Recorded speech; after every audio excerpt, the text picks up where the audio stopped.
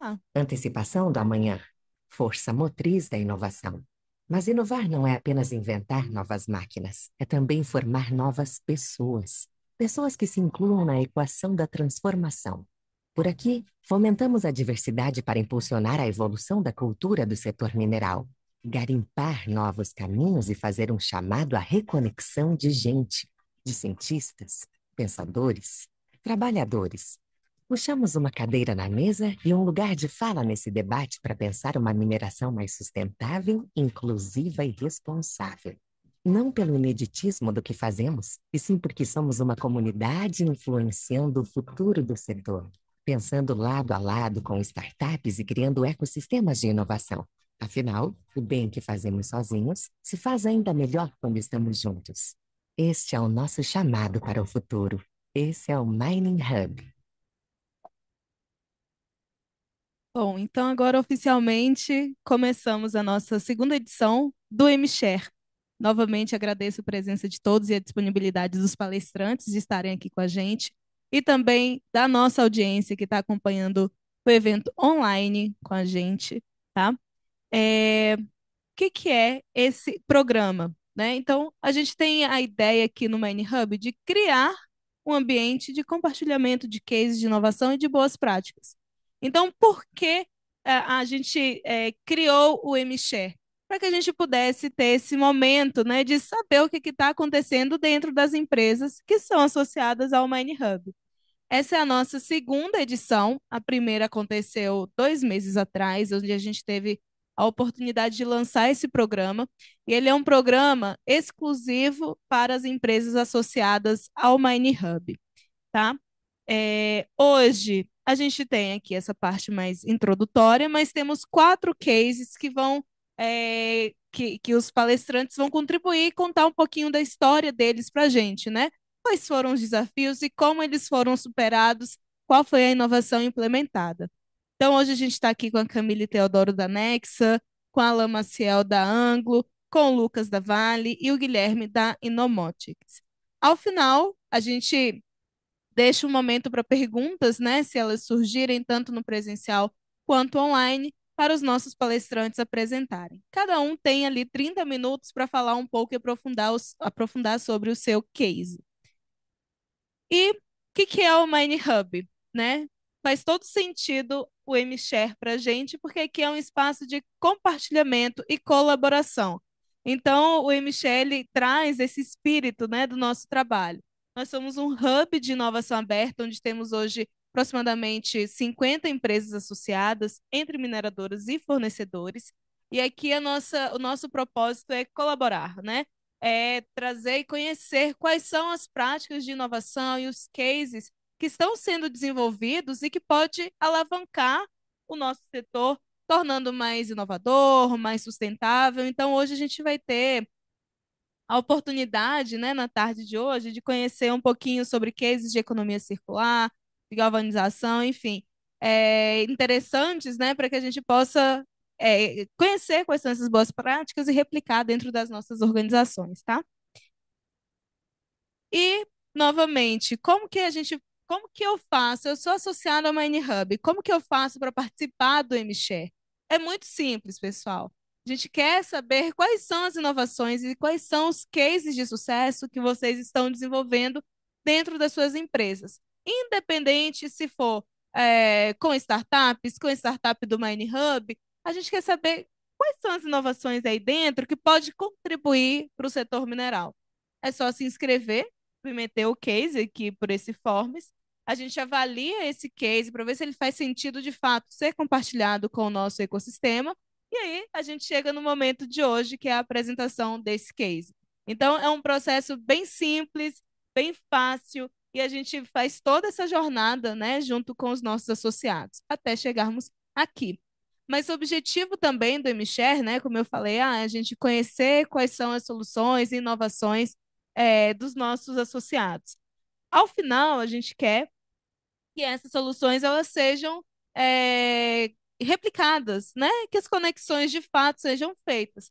Então, a gente vai ter aqui, a gente vai apresentar aqui 2 QR Codes, tanto para quem está aqui com a gente, para quem também está online, Caso você queira conversar ou conhecer um pouco mais do case que foi apresentado ali, é só você escanear esse QR Code, sinalizar esse interesse, a gente sonda com os palestrantes e marcamos esse encontro entre vocês de uma forma bem simplificada. De fato, a gente quer promover essas conexões, tá? Deixa eu terminar de escanear ali. Então, lembrando que esse é um programa que pode vir apresentar aqui apenas empresas que são associadas ao Mine Hub. Aberto a gente deixa geralmente para o público como um todo, tá? Então, como as perguntas são, são ao final, fiquem à vontade para enviar, seja online, mas também anota aí que no final das apresentações a gente roda o microfone, tá? Para vocês fazerem as suas considerações. Então, vamos lá. Então, queria convidar a nossa primeira palestrante do dia para apresentar o case de galvanização na mineração, proteção e eficiência para um futuro sustentável. Eu quero chamar aqui para falar com a gente e contar um pouquinho dessa trajetória a Camille Teodoro. Ela é engenheira de materiais e bacharel em ciência e tecnologia, formada pela Universidade Federal do ABC. Iniciou sua carreira na Nexa há 10 anos na área de qualidade, assistência técnica e desenvolvimento de produtos. E atualmente ela atua como engenheira sênior responsável pelo segmento de galvanização geral e galvanização contínua, como foco em qualidade e processos. Além disso, é responsável pelas ações e projetos de desenvolvimento de mercados dos mesmos segmentos. Camille, muito obrigada pela sua presença. Fique à vontade, a gente está bem curioso para ouvir o que você tem para falar para a gente de galvanização. Obrigada, Elisa. Tá. Muito obrigada. Boa tarde a todos. É um prazer estar aqui com vocês nessa tarde, né, trocando informações, fazendo essa troca, essa conexão. Acredito que será uma tarde muito rica. Obrigada, Elis. Como comentado, eu sou a Camille, eu trabalho na Nexa há 10 anos, né, e hoje eu separei aqui para conversar um pouco com vocês sobre galvanização. Então, é um tema, né, que muitas vezes já é conhecido, mas a gente não tem muita ideia do quanto ele pode ser aplicável dentro das nossas minerações. Bom, eu trabalho na Nexa, né, há 10 anos, e a Nexa é o quinto maior produtor de zinco no mundo. Então, há mais de 60 anos, a Nexa ela vem trabalhando, né, operando, desenvolvendo ativos, não só na mineração, como na metalurgia.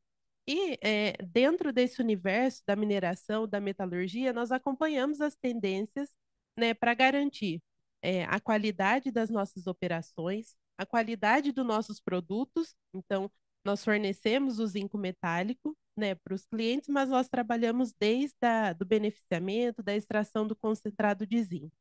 Então, isso exige inovação, né? A gente precisa sempre olhar as oportunidades para garantir que os materiais, que os clientes sejam atendidos da melhor forma.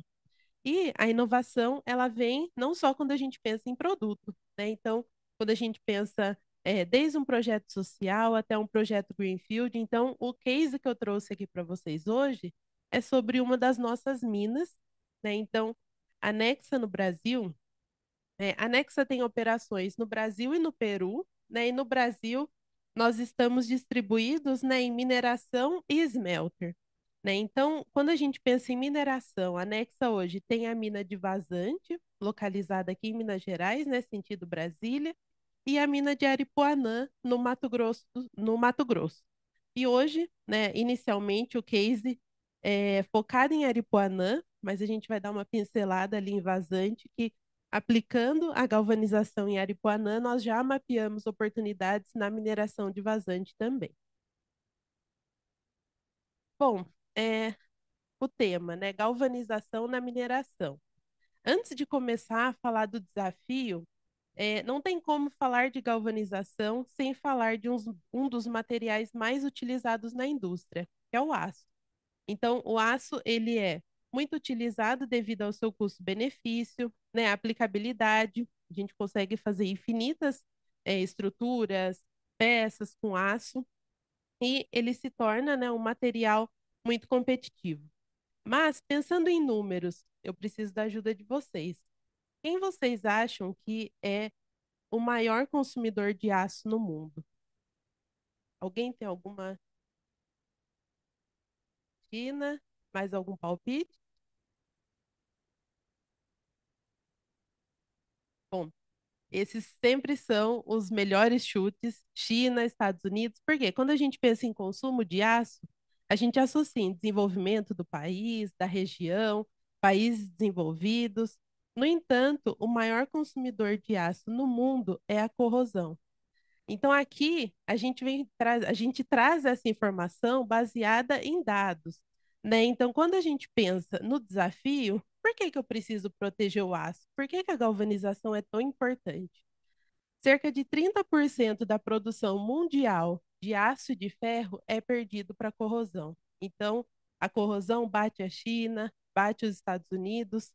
E por que que isso acontece? Os metais, né, eles sempre vão tender a retornar para o seu estado de menor energia, né? Exceto o ouro, que é encontrado já como metal no ambiente, o metal, ele está na natureza como minério. Eu forneço energia através de um processo metalúrgico, obtenho metal. No entanto, o metal ele não quer ficar ali como metal, ele quer voltar para o seu estado de menor energia, ele quer voltar a ser minério. E isso acontece a corrosão, né? E com esse dado, né, do consumo de aço, a estimativa é de que 3,4% do PIB global seja gasto com a corrosão.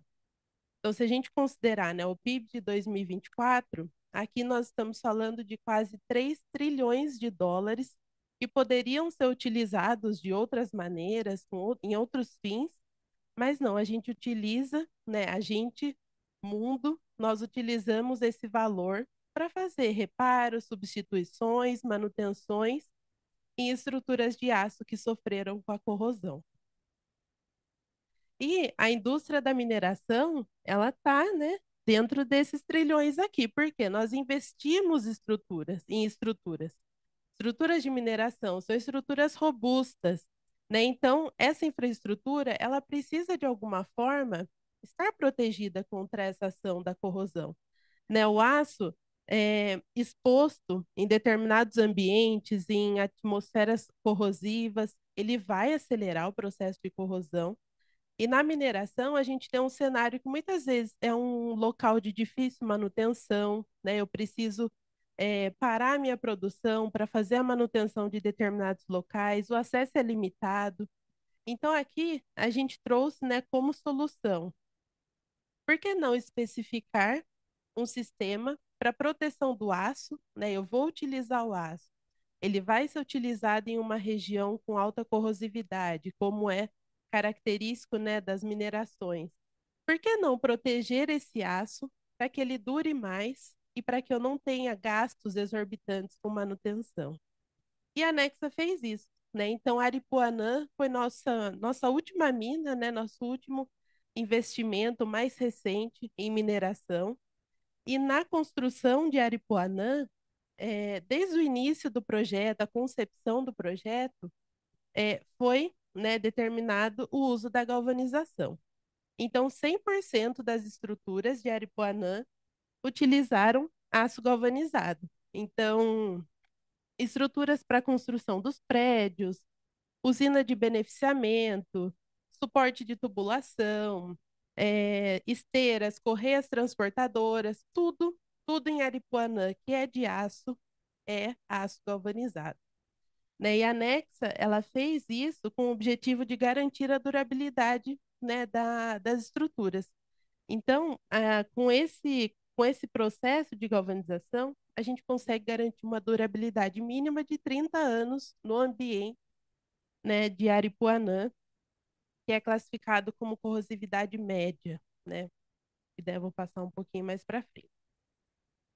Mas, afinal, o que é galvanização? Né? A galvanização aqui, de uma forma bem breve, bem simples, é o processo onde uma peça de aço é imersa num banho de zinco, né? Então, aqui eu tenho uma cuba de zinco líquido e a peça de aço vai ser imersa nessa cuba.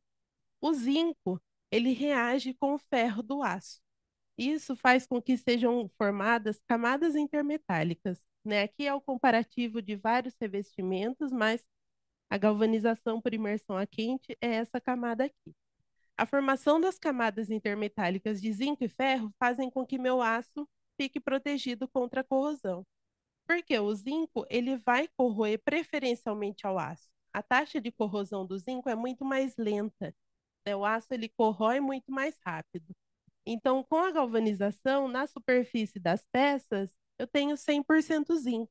Então, esse zinco ele vai agir como metal de sacrifício e vai corroer lentamente, né, no lugar do aço.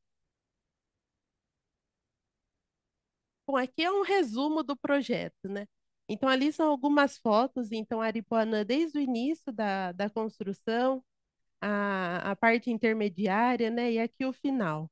Então, Aripuanã, como eu comentei, está localizada no Mato Grosso. É uma região de difícil acesso, né? Não é tão fácil como Vazante, que está próximo aqui em Minas Gerais. O projeto foi 100% adequado, né, para ser galvanizado, e na estrutura foram galvanizadas 3.100 toneladas de aço. Então, aqui, quando a gente pensa em galvanização, é muito importante conhecer o ambiente em que essa estrutura vai ser exposta. Existe uma classificação, né, de corrosividade que varia de C1 a C5, sendo que C1 é a corrosividade mais branda, né? E C5, o pior nível de corrosividade. Depois existe o CX, mas pela norma acaba no C5. Aripuanã tem uma corrosividade C3, uma corrosividade média. E isso já faz com que as estruturas recebam, né, seja necessário a utilização de estruturas com proteção. Então, o início das obras aconteceu em 2019, né, e em 2022 ocorreu o startup, né, onde nós começamos a produzir de fato concentrado em Aripuanã. No final do ano passado, produzimos 83 mil toneladas de zinco equivalente e 33 mil toneladas de zinco contido.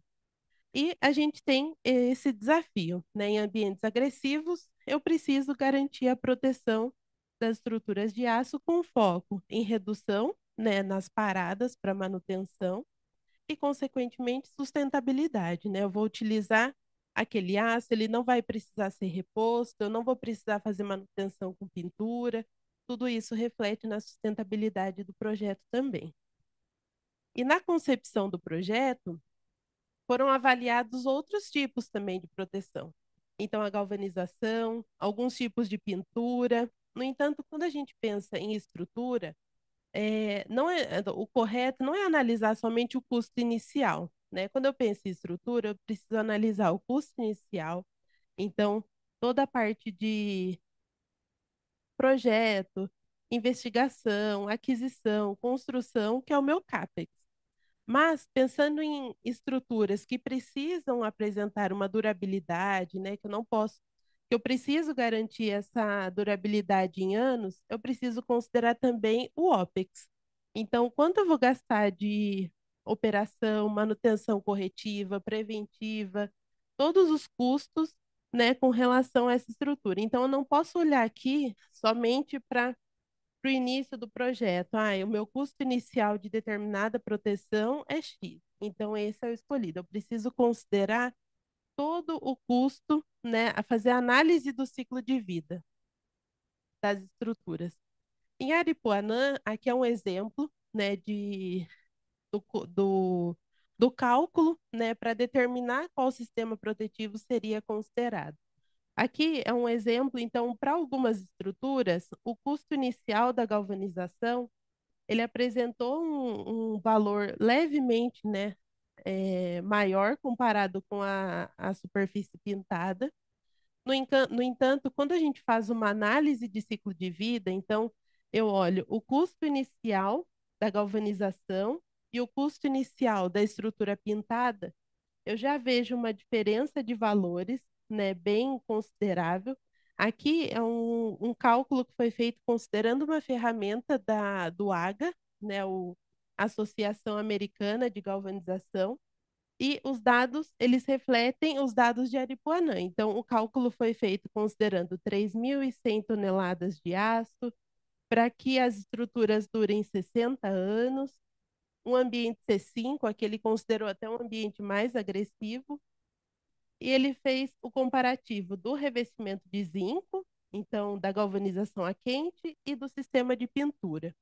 Comparando, né, o custo inicial e o custo do ciclo de vida, em ambos os casos a galvanização ela apresenta, né, maior vantagem quando a gente faz essa análise de todo o ciclo de vida da estrutura. Então, nesse cálculo é importante considerar os custos diretos, então os custos iniciais e de manutenção, e os custos indiretos, então a facilidade de acesso, o tempo de deslocamento, quanto tempo eu preciso parar minha produção para fazer aquela manutenção. Então, todos esses dados, eles entram, né, nessa conta, e existem alguns estudos que mostram que os custos indiretos, eles são de 5 a 11 vezes mais oneráveis, né, do que onerosos do que o custo inicial. Então a gente vê que o custo de manutenção, ele muitas vezes não é considerado e ele impacta muito mais do que o custo inicial. Aqui, trazendo alguns dados também de uma determinada estrutura, né, a galvanização, ela tem um valor, né, aqui para essa estrutura bem menor comparado a revestimentos de pintura, e tem até aqui o sistema duplex, que é a galvanização, quando ela recebe uma camada de tinta. Por quê? Alguns ambientes são tão agressivos à corrosividade daquele ambiente que é necessário galvanizar e depois aplicar a tinta. Porque quando eu utilizo esse sistema duplex, eu não tenho a soma da durabilidade da galvanização e da tinta. Eu tenho uma durabilidade superior, né? Existe um fator, né, de acordo com o ambiente, que ele multiplica, né, a durabilidade da galvanização e da pintura. Então, eu tenho uma proteção superior, né, com o sistema duplex para ambientes mais corrosivos.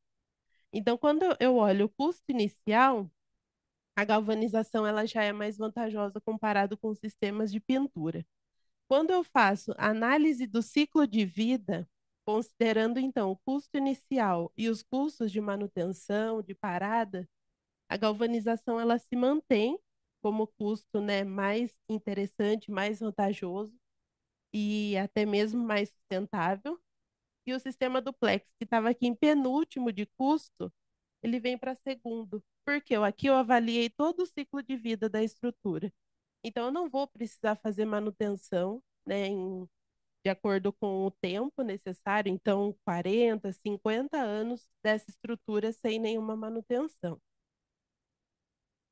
E aqui eu trouxe como principais resultados, né? Então, nós temos a nossa mina em operação, né? Então, estruturas de pipe rack, o terminal rodoviário, a oficina, almoxarifado, tudo foi construído com as peças galvanizadas, né? E até hoje a gente não tem nenhum histórico, né, com a equipe de manutenção de manutenções realizadas nessas estruturas.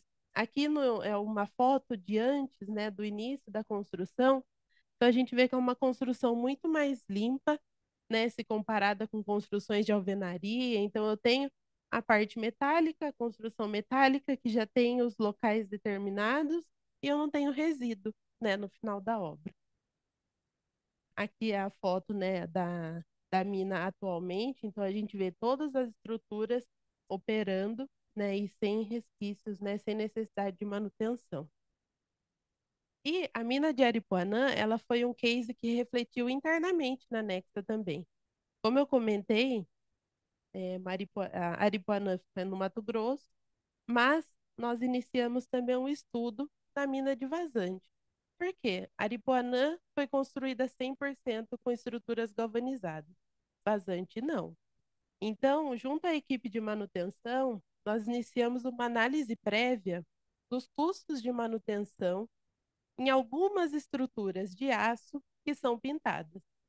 Então, barras, chapas e perfis em vazante.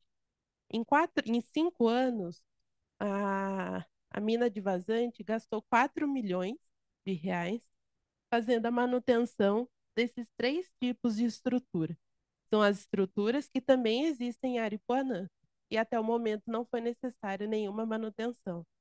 Então, aqui, dentro de casa, né, nós temos esse comparativo. Então, essa foi uma análise prévia. No entanto, nós vamos aprofundar essa análise porque a gente tem um comparativo de uma mina 100% galvanizada e uma mina que não recebeu, né, o projeto é uma mina mais antiga, então não tem as peças galvanizadas, no entanto, é um bom comparativo para mostrar o benefício da galvanização, né, considerando 4 milhões em 5 anos, é o tempo de operação, né, de Aripuanã, sem necessidade de manutenção.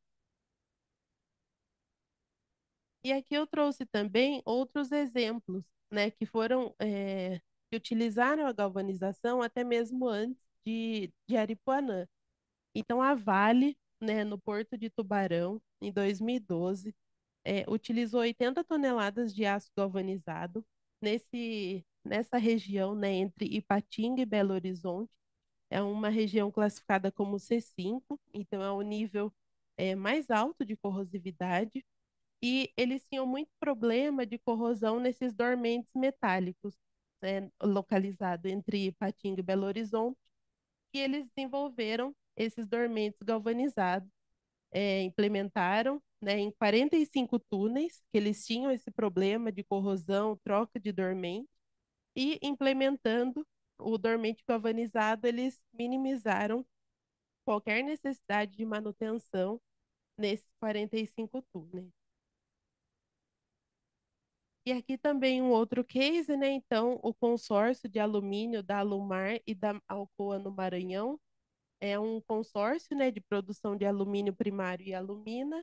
Além disso, eles fazem o embarque excedente de alumina e também o desembarque de matérias-primas. Então, são vários os materiais, né, que entram em contato, que estão presentes nesse ambiente. Também é um ambiente C5, então alta corrosividade. E nesse projeto, eles substituíram todas as correias transportadoras de alumina entre 2007 e 2010. E todas elas foram substituídas e as mais antigas também foram substituídas por correias galvanizadas. E depois, eles viram os benefícios da galvanização e trocaram estruturas, eletrodutos, eletrocalhas, suportes, fixadores, telhados, portas. Então, em um exemplo da correia transportadora, eles viram o benefício da galvanização e daí eles trocaram diversas estruturas, né, que poderiam utilizar o aço galvanizado. Aqui em 2012 foi realizada uma medição, né? Então a estrutura foi galvanizada, construída em 2007 e 5 anos depois o galvanizador foi até a Alumar e fez uma inspeção, porque o galvanizador ele mede, né, a espessura da camada de zinco e com o passar do tempo a gente faz esse acompanhamento. Por quê? Através da diminuição da espessura de zinco, eu consigo determinar quanto zinco foi consumido, né, em X anos e estimar a vida útil da estrutura com base no zinco que permanece na peça, né? Então, foi feita uma inspeção em 2012 e nós estamos em contato também para fazer uma segunda inspeção, né, para garantir, para mostrar que de fato a galvanização ela vem trazendo resultado nessas estruturas. Bom, e aqui eu termino a apresentação. Estamos aqui, né, todos no ambiente da mineração, e eu faço essa pergunta: por que não especificar a galvanização já na fase da concepção do projeto como uma estratégia para reduzir os custos operacionais com manutenção e instalações da mineração? É isso. Obrigada, gente.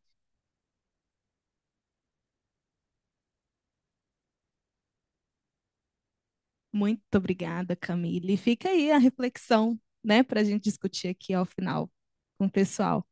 É, Bom, vamos lá para o nosso segundo case.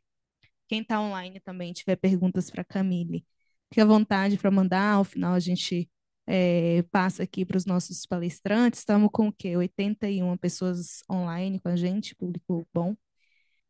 Então, aqui os contatos, né, da Camille, quem quiser acioná-la, fique à vontade, tá bom? Tem gente tirando foto, peraí. Então tem pessoal tirar foto aqui, vocês estão dados.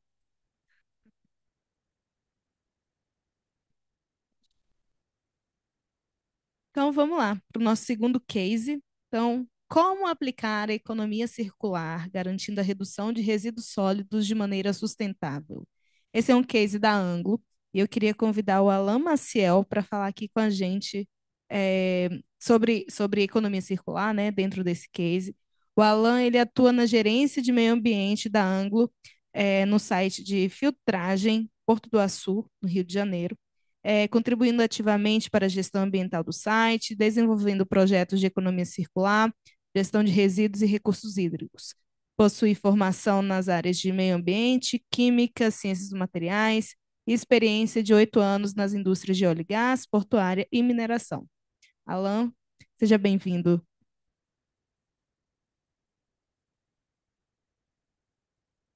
Então, boa tarde, pessoal. Obrigado aí, primeiro, pelo convite, Alice. Obrigado pela receptividade aqui com a gente. Primeira vez aqui no Mining Hub, é um ambiente super legal. Parabéns aí pela iniciativa. É, então, pessoal, eu queria trazer aqui a proposta para vocês. Anualmente, as indústrias de mineração como um todo reservam uma quantidade de recursos, de verba anual, para a gente fazer uma gestão de resíduos, dos resíduos que são gerados nas nossas operações.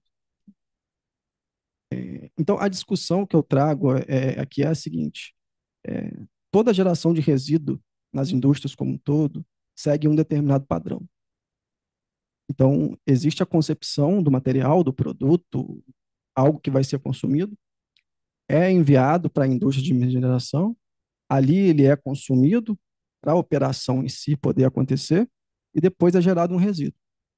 Então, acontece esse processo. Às vezes, esse processo acontece de forma linear, ou às vezes ele pode acontecer de forma circular. E aí, quais são os atores envolvidos nesses processos? O primeiro ator é a concepção daquilo que está sendo feito, é o fornecedor de quem a gente está comprando alguma coisa. Ele está desenvolvendo um produto, algo que a gente vai consumir, a gente compra, entra o processo de operação, ali é gerado o resíduo e depois ele é destinado. Então, e muitas vezes ele é destinado e visualizado como um resíduo e não como um material, por exemplo. Então, esses atores envolvidos é que determinam se ele vai ser feito de um processo linear ou se vai ser feito um processo circular naquele processo ali como um todo. Analisando esses fatores, a gente desenvolveu esse projeto, analisando cada ponto desse circuito e faz o questionamento para vocês aqui de por que a gente não consegue, muitas vezes, reduzir os custos com a destinação de resíduos, por que tantas vezes milhões de reais têm que ser empregados na destinação dos resíduos e por que muitas vezes a gente não consegue reaproveitar ele na nossa própria operação.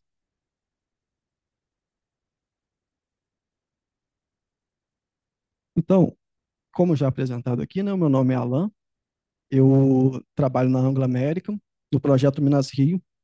O projeto Minas Rio ele começa aqui em Conceição do Mato Dentro, na mina. Então, ali é feito o beneficiamento do minério, a extração e beneficiamento do minério, e é enviado pelo mineroduto até chegar no Porto do Açu, um mineroduto de 529 quilômetros, onde eu atuo na filtragem. E nesse processo de filtragem do Porto do Açu, basicamente é separado o sólido do líquido e para o minério ser embarcado através de navios. Nesse contexto de operação, que esses resíduos que eu vou mencionar aqui são gerados. A gente desenvolveu essa prova de conceito junto com a Greenplat. A gente fez uma startup de economia circular de São Paulo. A gente desenvolveu junto com eles. Eles têm uma plataforma para mensurar a quantidade de resíduos que a gente gera e quanto de circularidade a gente tem. Então, eles ajudaram a gente nesse começo de processo como um todo. E eu vou trazer para vocês agora aqui qual que é o desafio. Então, como eu disse, a gente muitas vezes na indústria de mineração, a gente tende a não olhar o ciclo de vida como um todo daquele material que a gente está recebendo. Então, essa avaliação de ciclo de vida, ela é fundamental para a gente conseguir entender até que ponto eu consigo reutilizar algo no meu processo, até que ponto necessariamente eu vou ter que descartar ele em outro destinador. Então, o que a gente fez foi fazer um mapeamento de tudo que a gente recebe como material, e aí envolve os fornecedores que estão ouvindo a gente aqui ou online, eles são parte fundamental nessa colaboração, e a gente envolve esse fluxo. E como que a gente pode pegar esses materiais e reintroduzir eles, seja na própria indústria, na própria operação da Anglo América, seja em outras operações. A gente fez a parceria junto com o pessoal da Neo Ventures, criou essa imagem que representa o que a gente está falando aqui, todo o processo que acontece na indústria, ou seja, que é recebimento de um material, o consumo dele, a geração do resíduo, o gasto que a gente tem para poder fazer essa destinação. Então, isso gera para a gente, além de custos que poderiam ser evitados, gera uma demanda de caminhões a todo momento circulando para poder fazer a destinação de um material, gera um problema também de emissão de CO2 dos caminhões que a gente está tendo que movimentar de uma forma ou de outra. E quando a gente analisa esse processo como um todo, verificando cada parte desse processo e entendendo que as indústrias de mineração muitas vezes estão em lugares não muito próximos, estão em lugares distantes, a gente começa a verificar que um dos grandes problemas que a gente tem não é nem a destinação daquele resíduo, mas é a logística. E pensando em uma economia circular, em logística, a gente conseguiu enxergar que uma estratégia seria a própria logística reversa. Então, qual que é a solução que a gente propôs para tentar melhorar e talvez conseguir reduzir ou otimizar esses custos anuais que a gente tem, que eu falei com vocês, na destinação de resíduos sólidos? O primeiro que a gente pensou foi a aplicação de logística reversa, onde os resíduos eles são introduzidos na própria cadeia produtiva. Eu lembro que um dia eu estava vendo uma operação e uma área portuária, como eu falei com vocês, onde eu trabalho. Então, tinham vários veículos para poder descarregar, para poder chegar, e vários caminhões. E aí, um caminhão chegava, descarregava um determinado produto, um determinado material, e ali, rapidamente, ele era retirado e levado para a operação, por exemplo, e logo vinha outro caminhão para poder pegar o resíduo que ele gerou ali e aí depois destinar o resíduo. Ou seja, mais um caminhão naquela fila toda. E aí a gente pensou assim, nossa, se eu começar a olhar esse resíduo aí como um material, por que que o próprio caminhão, que não deixou esse material aqui para ser consumido, não pode retornar com esse resíduo que ele gerou? Por exemplo, um exemplo bem simples para vocês entenderem, um pallet de madeira, porque ele não pode retornar com esse pallet de madeira para a própria operação dele e reutilizar ele novamente. Se eu fizer isso, além do custo de eu evitar da destinação daquele resíduo, eu tiro um caminhão do circuito, diminuo o impacto do tráfego e ainda assim tenho a reutilização do material e não preciso fazer o descarte dele. Então a gente começou a pensar nessas coisas, como fazer essa destinação. A gente começou a usar um software também para poder mapear isso tudo, colocar item por item do que a gente ia fazer, e fez a seleção e a caracterização de cada resíduo. Então aí é a análise de material mesmo. Pega o material, envia para o laboratório, faz a caracterização conforme a NBR 2004 e vê qual é a solução que a gente pode ter para o resíduo.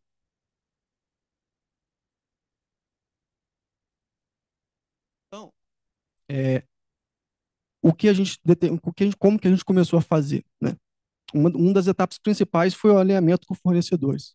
Então, a gente entrou em contato com alguns fornecedores, a gente escolheu 3 resíduos específicos que a gente poderia aplicar isso, entrou em contato com os fornecedores e conversou com eles até que ponto a gente conseguiria fazer esse retorno do material. Aplicação de logística reversa e reciclagem. Alguns resíduos que a gente selecionou eram difíceis de voltar para o fornecedor, porque eles eram rasgados na operação ou eram danificados, E aí o próprio fornecedor não conseguia retornar com ele. E aí a gente teve que encaminhar eles através de uma caracterização específica. Então, como que funcionou? A gente fez a otimização dos transportes de resíduos. Então, atacando de novo o problema da logística que eu falei. A gente observou que muitas vezes um caminhão que vinha pegar um material, vinha pegar um resíduo, ele conseguia transportar muito pouco material. E a gente mudando o tipo de caminhão, por exemplo, ele conseguiria transportar um volume muito maior. Com isso, a gente conseguiria otimizar essa logística. De novo, o problema da logística sempre está em foco. Então, utilizar o mesmo transporte do recebimento de materiais.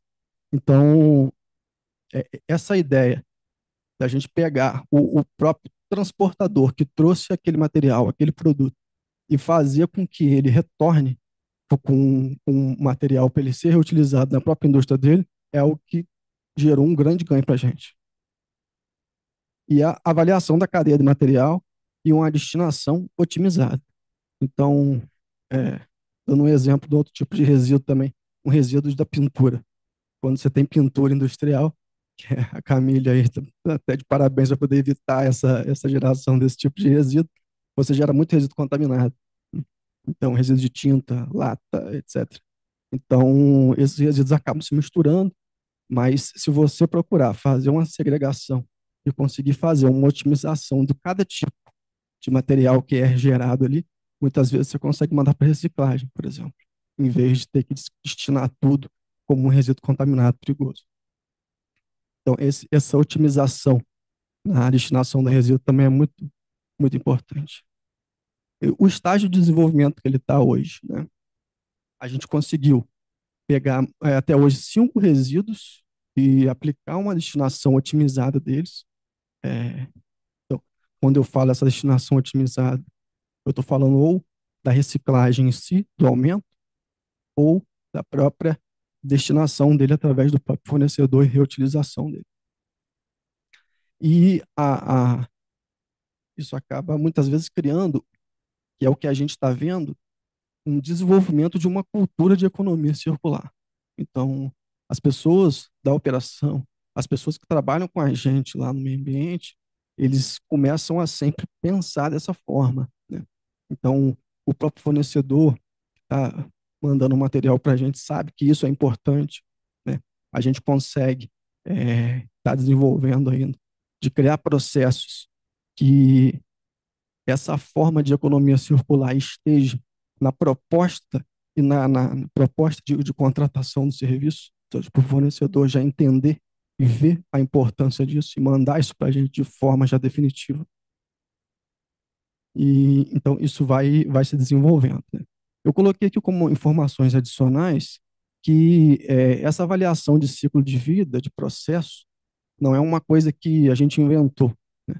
Na ISO 14001, ele já traz a importância disso, já traz a importância da gente desenvolver esse item, né, de forma que a gente consiga avaliar o impacto ambiental de determinados materiais. Então, como principais resultados que a gente teve até agora, né? A gente teve um aumento só de reciclagem de 25%, né? Uma melhora ambiental na destinação dos resíduos e também uma melhora da reintrodução desses resíduos na cadeia produtiva. Então, por uma simples caracterização de resíduo, um resíduo que você entendia que era contaminado para a sua indústria, pode ser reaproveitado por uma outra indústria, de forma a entrar no processo dele e fazer com que isso seja algo benéfico. A gente teve uma redução de 50% no número de viagens com os caminhões, aquela questão que eu falei com vocês no começo do tráfego, né? Então, você está numa área portuária, existem várias outras empresas ali, vários outros caminhões querendo entrar, querendo sair, etc. Então, você reduzir a quantidade de veículos que está circulando ali, tem vários benefícios, a questão do tráfego, a questão da segurança operacional também, você expõe menos o colaborador àquela necessidade de estar se conduzindo ali, de estar trafegando com um caminhão de um lado para o outro, né?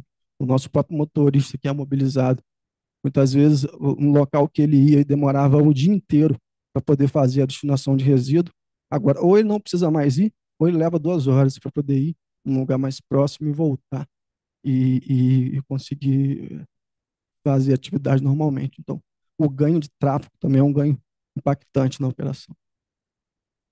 E uma redução de 30% se a gente pegar em 2024.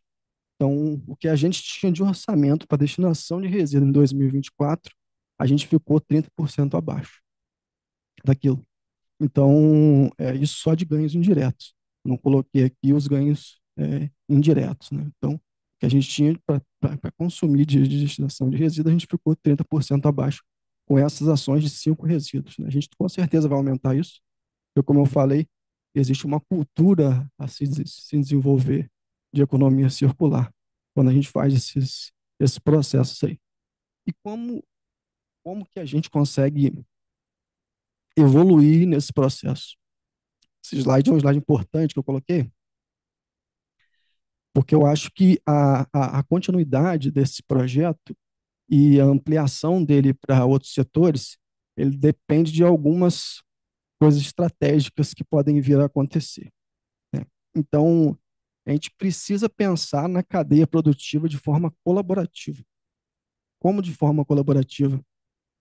Os fornecedores, aqueles atores que eu falei com vocês que estão envolvidos nesse sistema, eles precisam começar a se desenvolver e pensar que cada vez mais as empresas, as indústrias de mineração, vão estar exigindo deles processos otimizados, desde a concepção do produto dele até a geração final do resíduo que o produto dele vai gerar.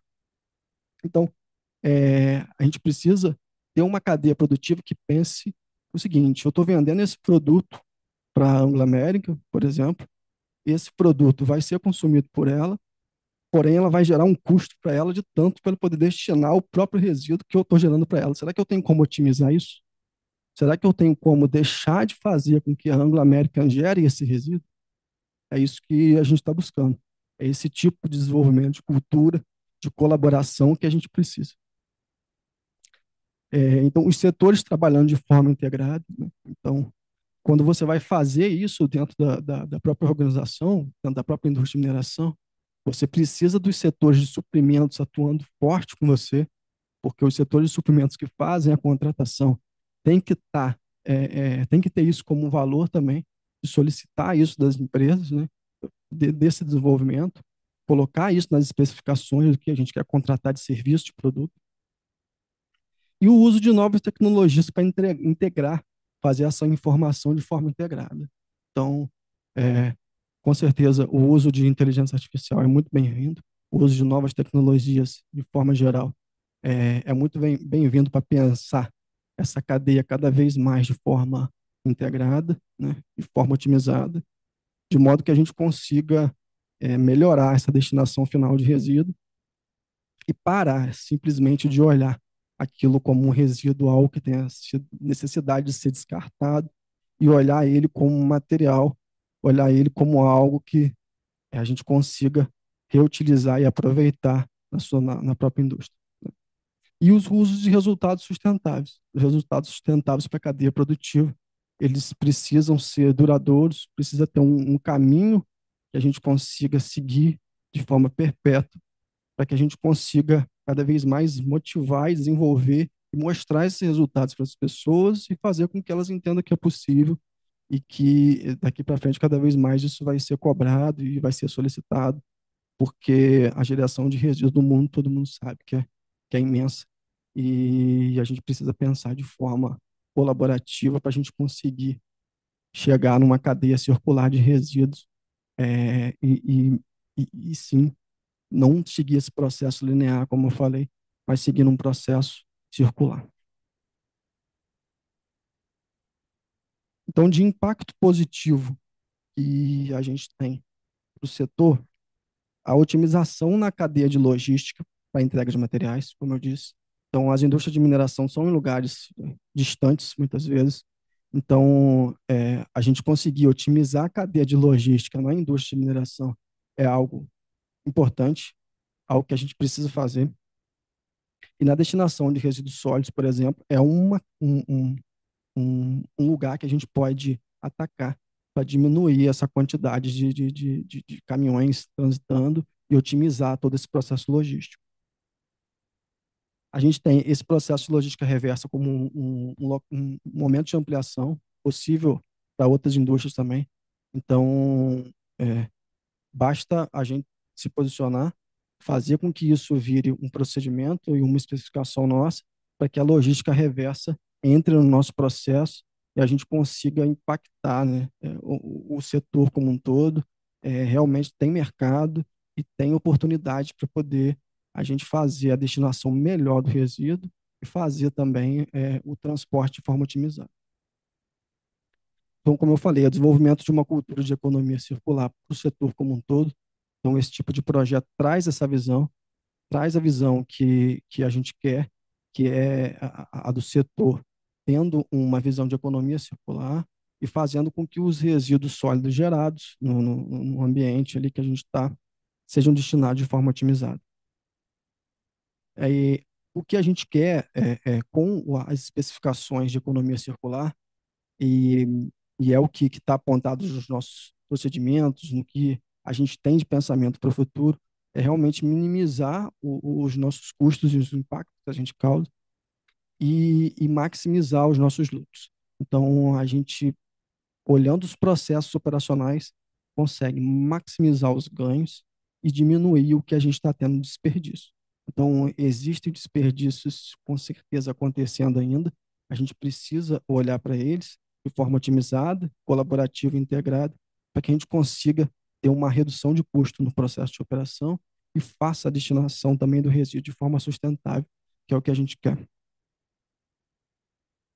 Então, esse é o meu contato. Agradeço aí pelo tempo e estou à disposição para quem precisar conversar mais aí. Obrigado.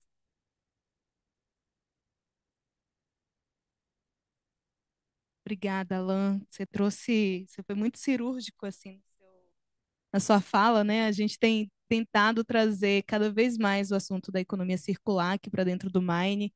E quando você falou que a chave é a colaboração, eu não poderia concordar mais, né? O Mind Hub, ele tem esse espírito e essa intenção de promover esses espaços de colaboração, né? De como que a gente consegue dar a mão e evoluir junto e trabalhar junto, porque o desafio é muito grande, né? Para ir sozinho em rotas individuais é muito mais demorado, mais custoso do que a gente aproveitar essa troca de experiência que a gente pode ter aqui.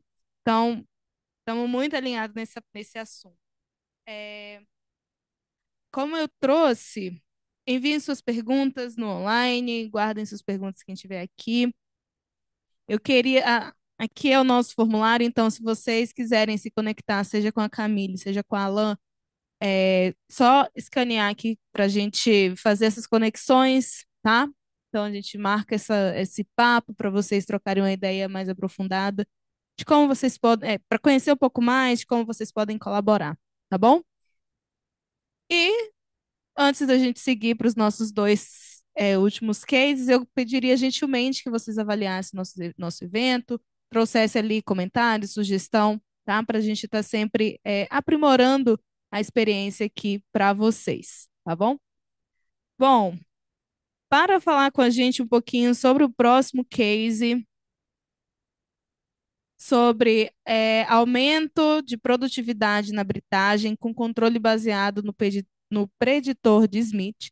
Eu queria convidar o Lucas, que tem mais de 18 anos de experiência em automação e controle em processos de mineração.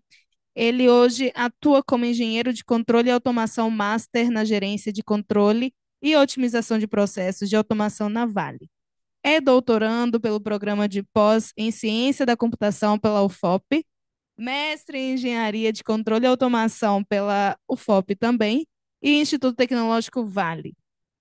Alan, seja muito bem-vindo. Estamos ansiosos aqui para te ouvir.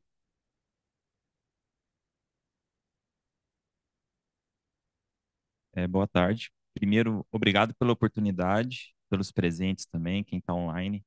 É uma grande oportunidade de trocar conhecimento, né? Então, aqui eu vou começar falando um pouquinho do nosso case, mas antes eu queria me apresentar. Então, eu sou o Lucas, eu pertenço, né, à gerência de engenharia de controle e otimização de processos de automação.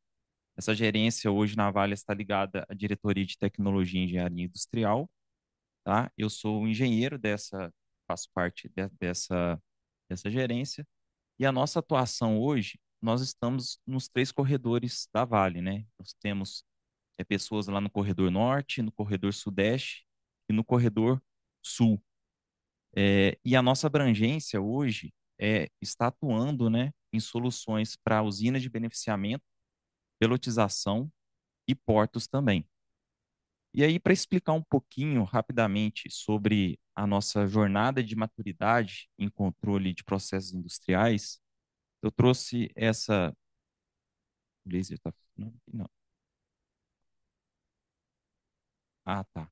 Mas aqui, né, que a gente tem esse gráfico embaixo, que no centro inferior, nós temos um pouquinho do que é a nossa jornada de maturidade.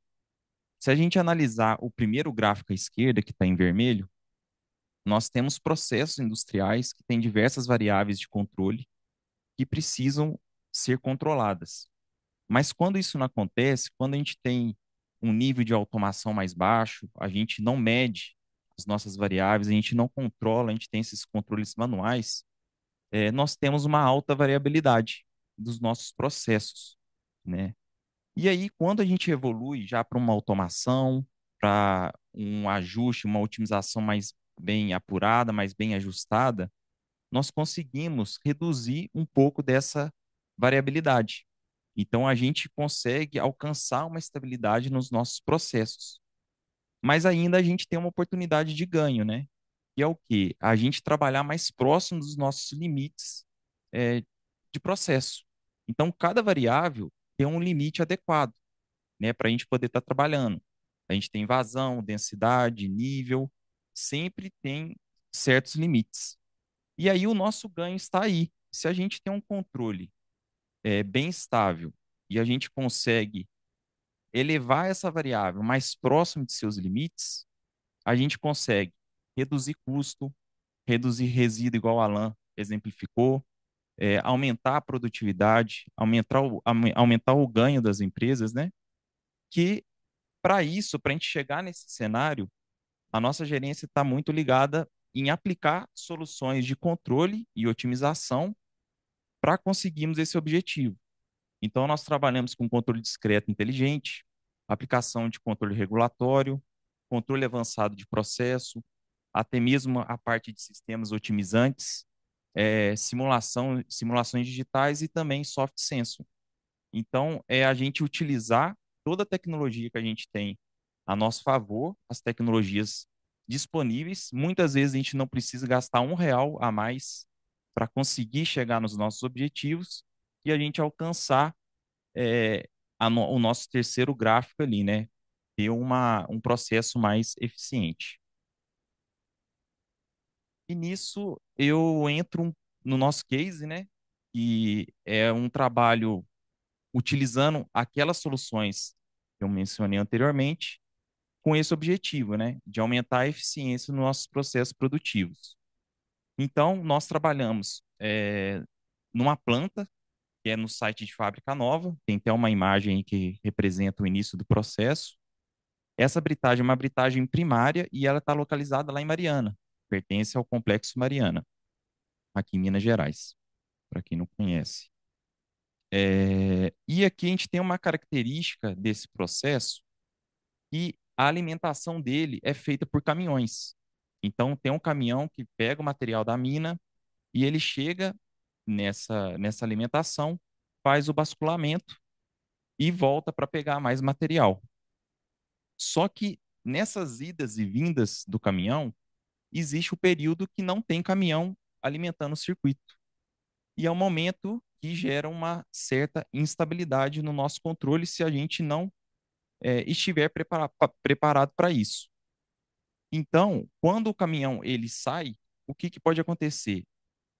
Pode acabar o material daquela linha e com isso eu ter que parar o meu equipamento de alimentação por segurança, porque ele não pode também rodar a vazio, porque senão quando eu alimento novamente o circuito já vai cair material direto no meu alimentador, então eu protejo ele, mas com isso eu perco uma eficiência no meu processo e gera também instabilidade. Então a gente tem um controle nesse circuito, e é um controle, o controle principal é de controle de taxa de alimentação. Então existe uma balança integradora instalada nesse transportador que está ali na imagem, mais à direita.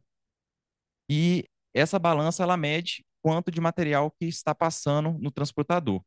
E para eu chegar na quantidade que eu quero produzir, e o operador ele seta lá como objetivo, eu tenho um alimentador com uma variação de velocidade, e essa variação é feita para que eu consiga atingir essa taxa que eu desejo.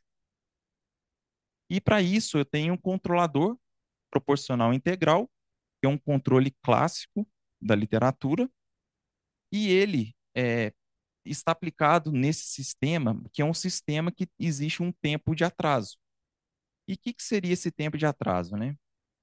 Eu tenho meu alimentador que está bem no início da minha alimentação, bem abaixo desse sistema, vou mostrar mais à frente, mas eu tenho ali um britador, um silo e um alimentador, tenho um transportador de correia e eu tenho uma balança. Então, o tempo que eu alimento esse transportador de correia pelo meu alimentador, pela variação de velocidade, até que eu tenha um retorno de taxa de alimentação e é feita a medição pela balança, esse é o nosso tempo de atraso. E com esse tempo de atraso, existem algumas particularidades e eu preciso proteger meu sistema, porque eu não posso acelerar muito meu alimentador se eu não tiver um feedback da minha balança, porque pode ser que aconteça de eu ter uma taxa muito maior do que eu quero. E nisso, o equipamento também é crítico. Se eu ultrapasso muito a alimentação, eu tenho a capacidade do equipamento, o que pode gerar transbordo de material pelas bordas do transportador, ou entupimento de chute, ou então passar as capacidades de projeto, né, do equipamento. Então, existe essa particularidade no circuito quando eu tenho um tempo de atraso muito grande. E daí, e daí vem o nosso desafio, né? Como que a gente conseguiria trabalhar num sistema desse de maneira que eu tenho um sistema que existe um tempo de atraso e eu preciso compensar esse tempo. Aí só explicando um pouquinho como que é o circuito de alimentação, que vem daquela imagem anterior da foto, nós temos ali um caminhão, né, que é o caminhão que pega o material da mina e vem trazer esse material para o sistema de britagem. Ele descarrega numa moega, dessa moega ele alimenta um britador. Depois do britador, tem um silo, e esse silo fica variando o nível. E eu tenho um alimentador embaixo, e esse alimentador é o que tem a velocidade variável, e o meu transportador com velocidade fixa. E nesse transportador é onde está instalada a minha balança. Então eu tenho aqui o meu atuador do meu controle, é o meu alimentador, é onde eu consigo manipular quanto que eu quero de alimentação no meu transportador. Então hoje é nele que a gente conseguiria estar atuando. Então o nosso trabalho aqui é justamente é, compensar o tempo que eu atuo nesse alimentador até que chegue o material na minha balança. E aí vem a nossa solução. A solução seria justamente compensar esse tempo de atraso. Porque se eu não faço essa compensação, o que acaba acontecendo? Se o meu caminhão ele demora muito para chegar, vai zerar o nível do silo, na verdade nem zerar, né? Ele chega no limite inferior de proteção e eu desligo meu alimentador por segurança. E com isso, quando chegar um novo caminhão, eu vou encher esse silo, o meu alimentador ele vai ligar novamente, ele vai alimentar o meu transportador, só que até esse material que o alimentador colocou no transportador chegar na balança, eu não posso ter 100% de velocidade no alimentador. Porque se eu jogar 100%, vai acontecer aquilo que eu comentei, de ter uma sobrecarga, uma sobretaxa e prejudicar o equipamento. Então, como que a gente tem que fazer? A gente tem que ter uma aceleração fixa mais baixa de segurança. Quando tem a detecção de material pela balança, aí sim eu vou acelerando meu alimentador gradativamente, feito pelo controlador PI que eu mencionei anteriormente. Só que para a gente conseguir é, compensar esse tempo de atraso, para eu não ter que demorar para poder atuar, né? Porque toda vez, imagina, nessa planta, a gente fez uma média de 100 partidas por dia do alimentador. Então, imagina 100 vezes eu ter que esperar esse material chegar na balança, ser detectado para ter o feedback para o meu controle e aí sim eu ter uma aceleração mais avançada. Eu estou perdendo ali produtividade. Então, para a gente conseguir resolver esse problema, a gente utilizou, né, uma estratégia de controle baseada no preditor de Smith, que foi proposta originalmente pelo Otto Smith lá em 1957. Então, é uma estratégia de controle muito antiga, mas muito atual. Já tiveram várias evoluções ao longo do tempo, né? Na literatura você consegue verificar muitas novas soluções baseadas no preditor de Smith, mas a base é ele. A base quem traz é o preditor de Smith, que é o compensador desse tempo aí de atraso, tá? E aí a gente quer garantir um melhor aproveitamento desses equipamentos, né? E reduzir esse tempo de atuação do nosso alimentador. Então, para isso, a gente desenvolveu um soft sensor. Esse soft sensor, a gente deu o nome de compensador, de estimador de taxa, que seria esse soft sensor. A gente implementou lá em abril de 2024 e nós tivemos um trabalho em conjunto com a operação da planta, né? E também com a equipe da IHM que nos suporta lá também. Então, qual que seria a ideia, né, do funcionamento desse soft sensor? Eu consegui ter a minha predição da minha taxa de alimentação no meu tempo zero. Então, com isso, eu conseguiria alimentar o meu controlador PI com esse soft sensor e esse controle vai ser muito mais rápido. Eu vou poder fazer uma sintonia desse controlador de forma que ele tenha uma atuação mais rápida, já predizendo o quanto que a minha balança real ela vai medir. Com isso, toda vez que eu partir aquelas 100 vezes que eu mencionei, rapidamente ele já vai chegar no set point que o operador quer. E com isso a gente consegue ter uma planta mais eficiente. Aqui é um pouco da estratégia de controle que nós temos. Então, basicamente, o nosso atuador é o alimentador, como eu mencionei, esse AL312, que pega o material do silo, e nós temos o transportador, essa TC341, que é onde está a balança, e a gente tem um tempo, né, entre o alimentador e a balança de 35 segundos. Então, esse seria o nosso tempo que a gente leva para poder começar a ter uma ação mais eficiente ali para conseguir chegar no set point que o operador tá mencionando ali no supervisório. E nós temos outros controles auxiliares nesse circuito, que acho que aqui vai ficar mais fácil de explicar nessa outra imagem, que são os nossos controles de proteção, né? Então, nós temos ali a primeira malha de controle, né? Que é a de taxa, que é a principal, mas nós temos um primeiro controle override, que seria de nível mínimo. Então, a ideia aqui é eu fazer uma desaceleração do meu alimentador caso eu tenha um nível muito baixo. Então o nível começou a cair de um patamar, eu já começo a atuar no meu alimentador para evitar que ele fique parando. Mas só que tem vezes que para mesmo, não tem jeito. O caminhão demorou para chegar, ele vai parar. Mas ele ajuda um pouco naqueles momentos que em um pouco tempo já chega um outro caminhão, já supre aquela necessidade. Nós temos também outros dois controles paralelos aqui nas peneiras. Nós temos duas peneiras posteriormente e nós controlamos ali a corrente alta dessas peneiras, de proteção mesmo, para a gente não danificar as telas, não chegar chegar mais material do que a peneira tem a capacidade para peneirar.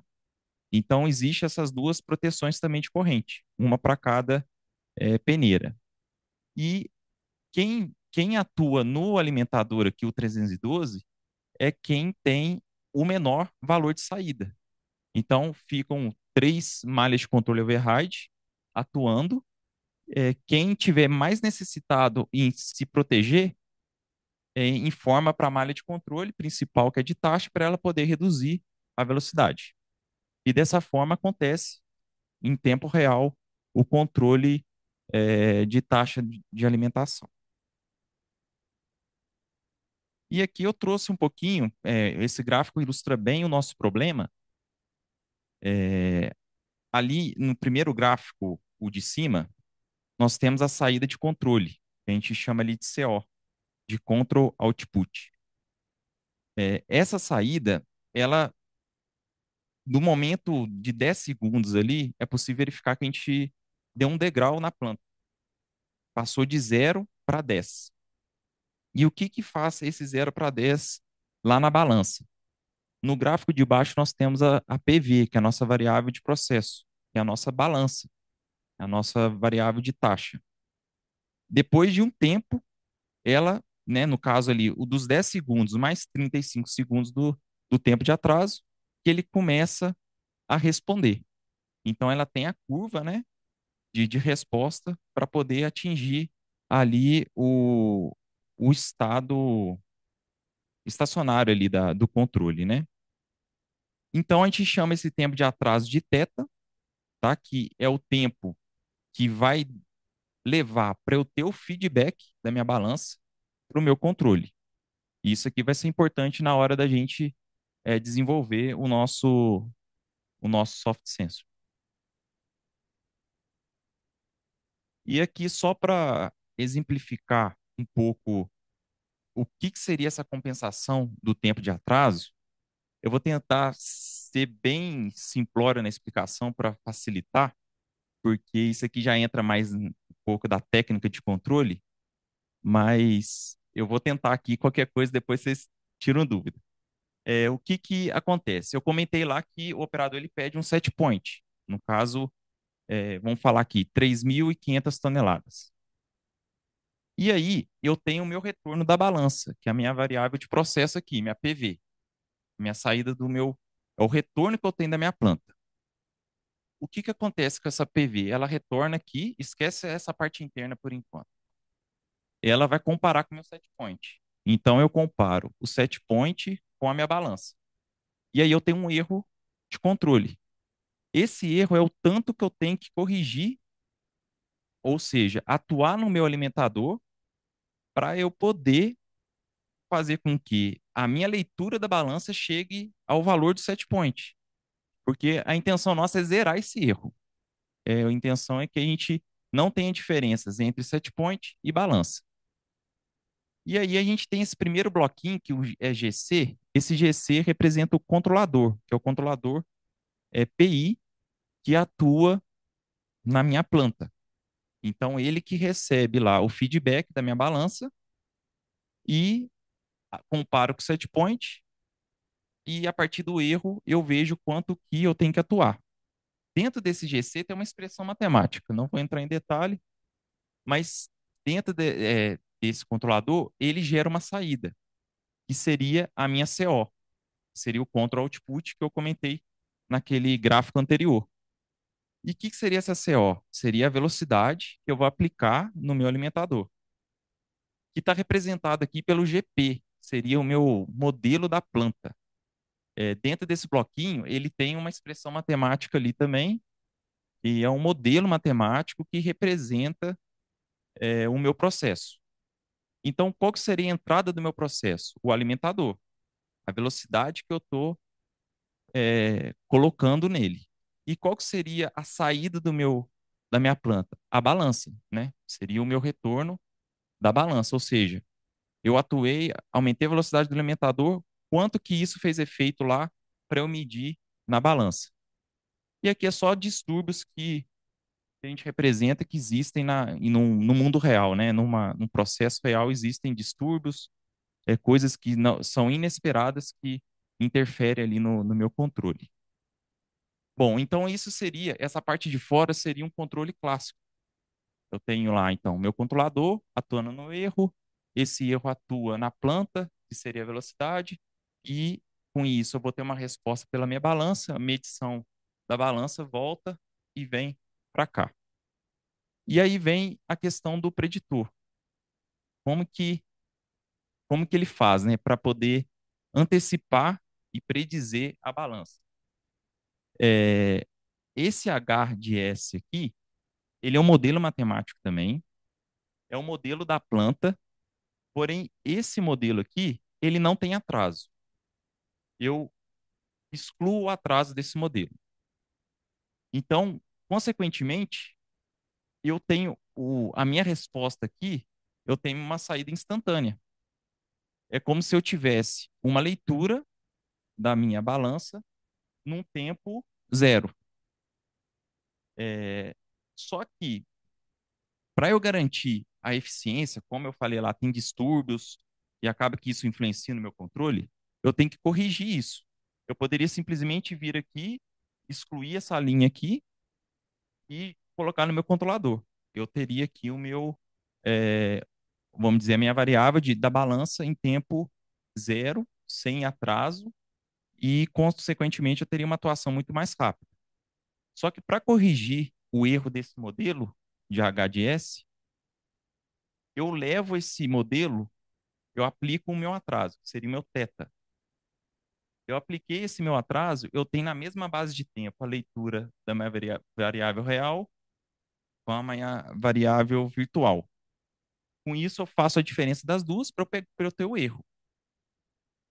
Com esse erro do modelo obtido, eu venho na minha saída instantânea, que é o que eu quero utilizar no meu controle, e eu acrescento esse erro nela. Ou seja, eu corrijo a minha saída instantânea.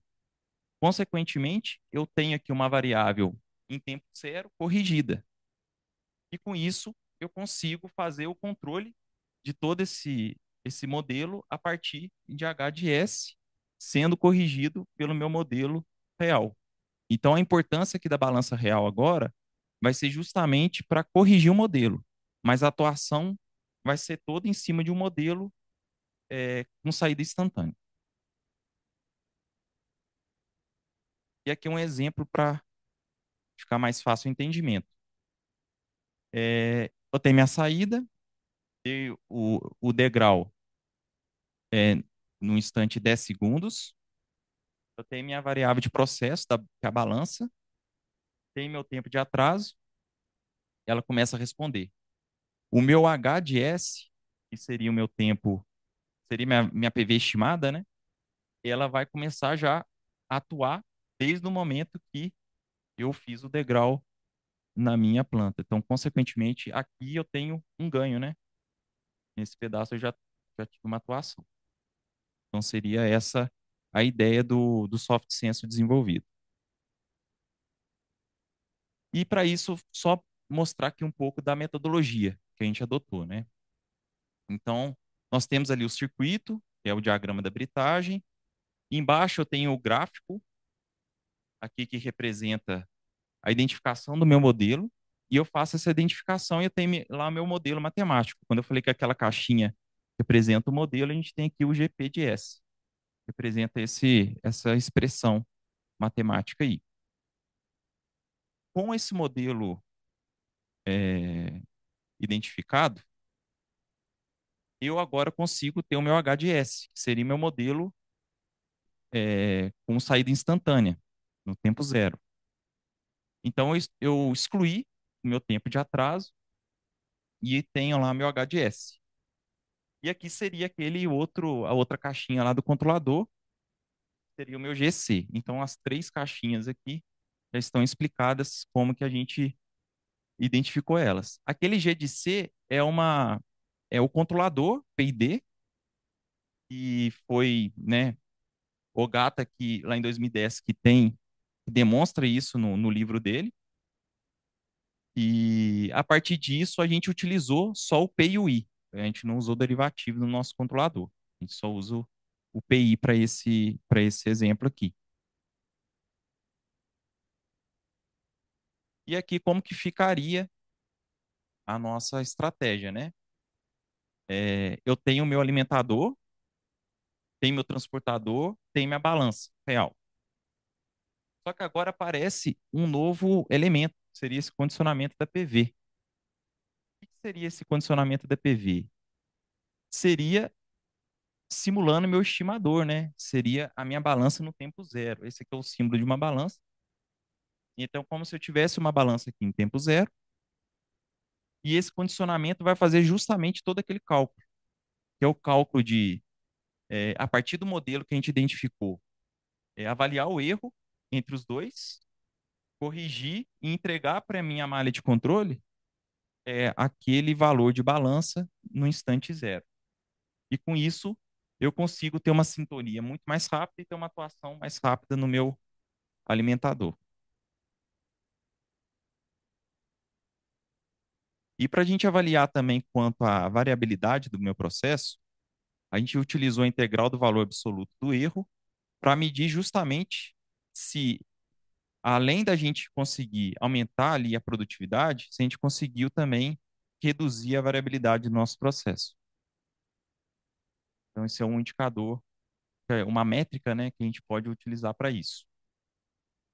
E aqui só explicando brevemente como que foi desenvolvido no controlador. A gente tem um controlador que é o da Schneider, e dentro dele a gente implementou, aqui é só um diagrama explicativo de como que a gente fez o desenvolvimento de toda a inteligência que está por trás dessa técnica. Então, aqui basicamente, na nossa saída aqui, a gente vai ter aquele HDS, que é o venal. Então, a gente tem a nossa função de transferência, que seria aquele modelo matemático. A partir do ganho do meu processo, a variável, a constante de tempo, que é o meu tal, e a minha entrada. Essa minha entrada seria a velocidade do alimentador. O restante aqui é proteções que a gente tem, mas basicamente aqui que está a ideia, né? A partir da velocidade do meu alimentador, eu ter uma saída de taxa instantânea. Aí, com esse venal, que seria o meu HDS, eu aplico o atraso de θ. Então, eu tenho o meu θ e comparo com a minha entrada real, né, que é a balança, que é representada pelo sensor. Então, com essa comparação, a gente faz a diferença das duas, e essa diferença seria o meu erro de estimação. E esse erro vai ser importante para eu corrigir o meu soft sensor.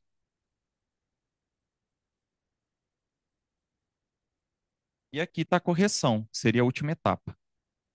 Então, eu tenho o meu venal, que seria meu HDS, e eu acrescento ali o meu erro de estimação.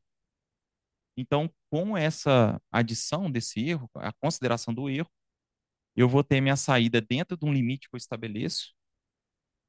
E essa saída seria a minha saída principal ali da minha taxa, e seria o meu soft sense que vai estar ligado à malha de controle de taxa.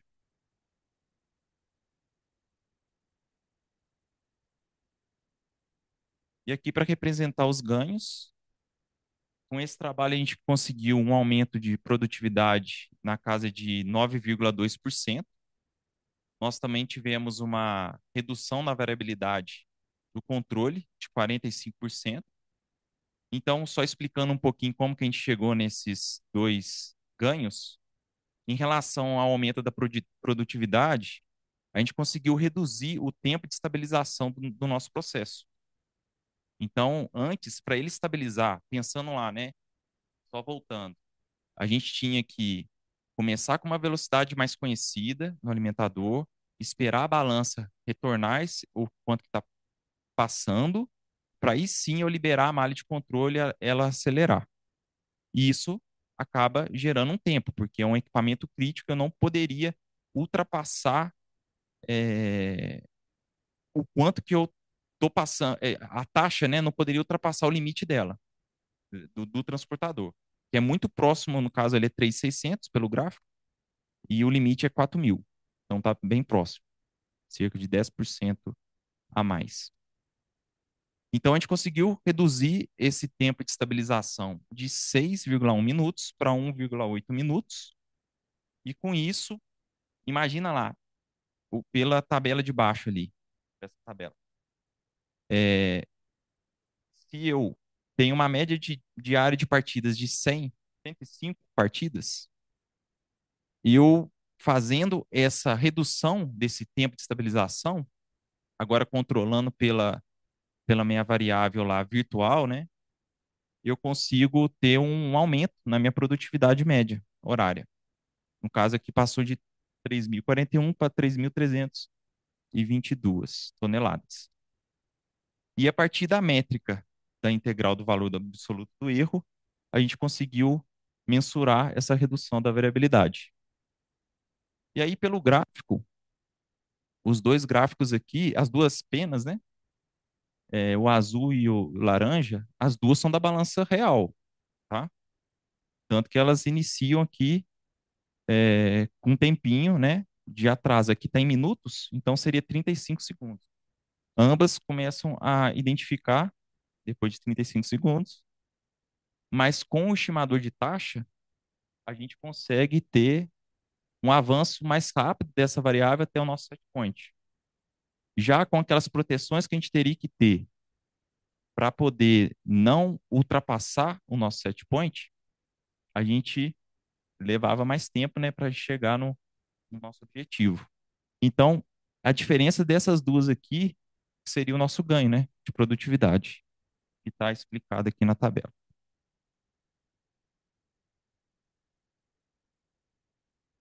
Então, como um impacto, né, positivo no setor, essa técnica é uma técnica que se baseia na estratégia de controle de preditor de Smith, que é muito conhecida desde 1957. Então, existem inúmeros trabalhos utilizando o preditor, mas na mineração a gente já não vê tanto. Então, é uma oportunidade de a gente utilizar técnicas sem gastar um centavo. Tem o custo mais de desenvolvimento, no caso de quem vai desenvolver, né? Mas a gente, com isso, conseguiu ter um resultado expressivo e que também a gente consegue replicar muito facilmente para demais transportadores de correia, todos os sistemas que têm características semelhantes a essa que foi apresentada, a gente conseguiria fazer uma replicação muito rápida. Uma alteração que poderia ser feita, né, uma melhoria, e a gente deixa em aberto ainda, né, seria o ganho dinâmico do nosso processo. Então, a gente tem uma outra maneira de corrigir, né? Hoje a gente corrige lá pela diferença das duas. Mas uma maneira que a gente poderia fazer também, em alguns casos a gente já até aplicou isso, é fazer o ganho dinâmico do modelo. Então, eu tenho meu modelo, minha expressão matemática, é fazer o ajuste desse ganho para que esse modelo represente melhor a situação de momento daquela planta. E também realizar a integração minusina, que seria eu obter dados da mina, ter a previsibilidade de caminhões, a gente conseguiria também incorporar essa estratégia para que a gente consiga antecipar nossas ações. Então, seriam assim os próximos passos para esse desenvolvimento.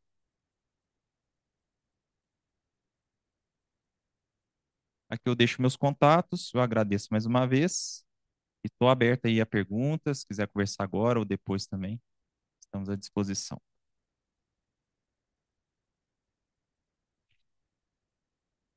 Muito obrigada, Lucas. Engenharia e inovação, assim, raiz, né? Aplicadíssima. Muito bom. Bom, e nosso último case hoje, vou trazer aqui para falar um pouco sobre pátios autônomos, elevando a eficiência e segurança na mineração. Nosso grande parceiro, Guilherme. Guilherme é um profissional com 25 anos de experiência em automação e elétrica, com forte atuação na mineração e siderurgia. Atualmente, coordena iniciativas de venda e desenvolvimento de negócios digitais, promovendo soluções que impulsionam a transformação digital dos clientes. Foco em resultado, parcerias estratégicas e aplicação de tecnologia com impacto comprovado em campo. Então, Guilherme, que é coordenador de vendas digitais da Inomotics, vai contar e fechar o nosso segundo M-Share. Vamos lá, Guilherme.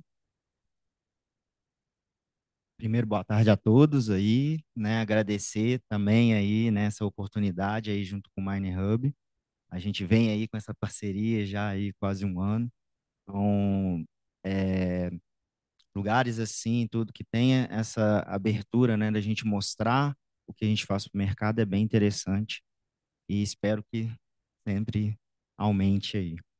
Então, eu vou falar um pouco de pátio autônomo, tá? Antes, eu queria dar uma breve explicação, até mesmo da Inomotics, né? Da onde viemos, né? Vamos dizer assim, nós somos um carve-out recém-feito pela uma unidade de negócios da Siemens, tá? Que era focada aí na parte de soluções de mineração, motores e acionamentos de grande porte, tá? Então, nós nascemos há um ano atrás, há 2 anos atrás, um ano, e nessas vindas, idas e vindas, né, da Siemens, de fazer essa empresa nova, focada muito nesse setor mineral, né, com essas tecnologias, a gente foi vendido, né, para a KPS, que é um grupo de investidores americanos, e a gente está aí nessa jornada aí, né? Nascemos uma empresa, né, agora, mas uma empresa antiga, né? Por causa dessa questão da Siemens. Hoje a gente tem mais de 15 mil funcionários em todo o mundo, operações aí em 49 países e 16 fábricas aí desses motores inversores de frequência de média tensão. Então, somos um fornecedor global, tá? Para soluções aí de mineração e equipamentos elétricos. Hoje eu vou falar de uma parceria nossa, de um parceiro, que é a Exaro. A Exaro, ela é uma empresa sul-africana, tá? Ela tem um foco muito grande aí na parte de energia renovável, né, ultimamente, mas ela tem muitos processos ainda que ela faz a mineração de carvão, tá, e ferrosos, tá? Aqui eu vou falar de uma unidade de negócio, né, de uma usina dela de carvão, né, a qual a gente teve esse projeto aí em conjunto com eles, tá?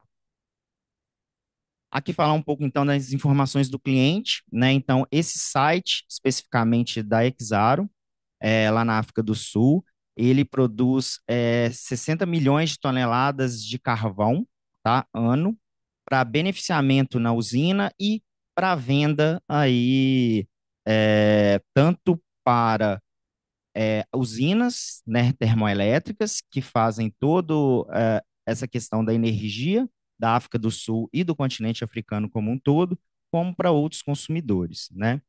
Ela possui perto, né, da saída ali da usina já da mineração, né, duas usinas, né, que fazem essa questão energética. Ela também, né, faz o carvão metalúrgico e de coque para exportação. Então, ela tem ali envolvido um carregador de vagões, tá, para levar para um porto, né, para fazer essas exportações. Dentro desse complexo, né, de mineração de carvão, ela possui 9 usinas de lavagem e outros processos ali adjacentes. ela possui dois pátios principais desse carvão, né? Ela possui outros pátios, mas esses dois pátios principais são ali o carvão que vai ser vendido, né? No caso, então por isso que eles são os principais ali da Exaro. Além de ter parte de correias transportadoras, né, para fazer a movimentação toda desse material, né, tanto do minerado quanto do que vai para a lavagem, do que vai ser exportado e o que vai ser consumido nas usinas termoelétricas. É, Existe uma correia transportadora lá que ela chega até 7 quilômetros, né, que leva esse carvão às usinas. Então, a operação dela é bem complexa, né, como vocês podem ver. E a gente atuou em um desses pátios, tá, de carvão, que é aquele que está ali circulado em vermelho, foi o pátio que a gente atuou nesse projeto. Ele possui uma empilhadeira e retomadora, né, na mesma máquina, e duas empilhadeiras, tá? Falar um pouco do desafio do cliente, né? Então, o que foi o desafio principal do cliente, ou o que nós, como Inomotics, conversando com esse cliente, fazendo entrevistas com esse cliente, o que ele mostrou para a gente que seria o maior dor dele, o maior problema dele? Seria o quê? Ele estava pagando muitas multas para o fornecedor dele principal, que é a Eskom, tá? Que é essa empresa, ela é estatal, tá? Da África do Sul, e que faz toda essa parte de gerenciamento de energético da África do Sul. E ela estava pagando muitas penalidades, muitas multas, tanto financeiras, e até eu achei engraçado um tipo de multa que eles têm lá, é que se o carvão ele era medido ali, né, a qualidade do carvão, né, ele não estava na especificação contratada, ela tinha, por tanto tempo ou por tantas amostragens seguidas, ela tinha que fornecer 8 horas de carvão de graça para para a empresa, né, para essa Escom, né? Então, modelos diferentes aí de multas, mas o quê, né? Você imaginar que você vai produzir ali 8 horas sem ganhar nada por aquilo, né? Então, era um problema muito grande aí deles, né? E nessas conversas que a gente teve lá com eles, a gente viu que também eles tinham outros problemas vinculados ali à questão mesmo do pátio, né? Então, que era custos operacionais elevados, não tinha muita transparência e confiabilidade naquelas operações que aconteciam ali no pátio. Eles não conseguiam utilizar muito bem o uso do pátio, porque o pátio deles é até bem grande, né? Então, ele tinha problema aí dessas operações com os operadores ali. Então, ele tinha ali, a gente viu um grande potencial de ganho ali, né? E nessas conversas com eles, né, a gente propôs o sistema nosso avançado de gerenciamento de pátio, que a gente chama de Yard Master. Ele tem ali toda uma gestão inteligente do modelo 3D, do material do pátio, propriamente dito, rastreando, a, vamos dizer assim, o tipo de material ali, com o tempo real desse material que é colocado nessas pilhas ali, em tempo real, né? Além disso, a gente conseguiria, né, com sensores já existentes e com a implementação de outros sensores, colocar essas máquinas autônomas, né, que é uma dessas soluções. Então, ela operando 24 horas, 7 dias por semana, de forma ininterrupta, tá? Além do que, colocar a parte de automação toda ali em paralela para pegar todos esses dados e a gente conseguir compilar isso, né?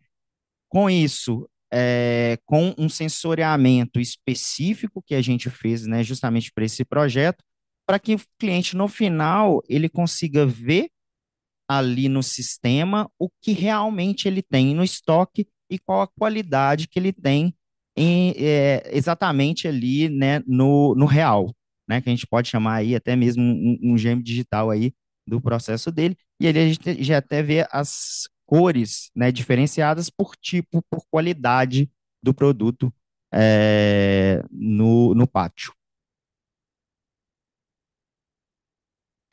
Aqui então, né, a gente vem falar ali é o sistema, tá? Vou deixar ele rodando aí enquanto esse vídeo, né, enquanto eu explico, né? Então, o que que é o sistema, né? Então, o sistema nosso que a gente propôs para eles foi justamente esse sistema avançado, né, de controle desse material todo no pátio, que ele foi feito para otimizar as operações de um pátio, né?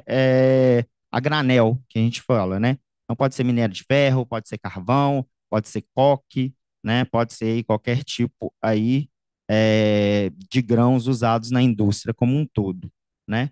Como que ele funciona, tá? Ele funciona, ele é um sistema integrado, tá? Que ele tem aí uma parte de automação, que a gente vai colocar ali para pegar todas as informações dos sensores.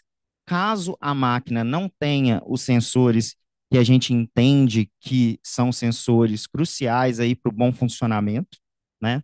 E a gente tem um modelo 3D que ele é feito, ele é um sistema integrado que ele é feito na linguagem C Sharp, tá? Que ele faz todo o modelo 3D ali da pilha, tá?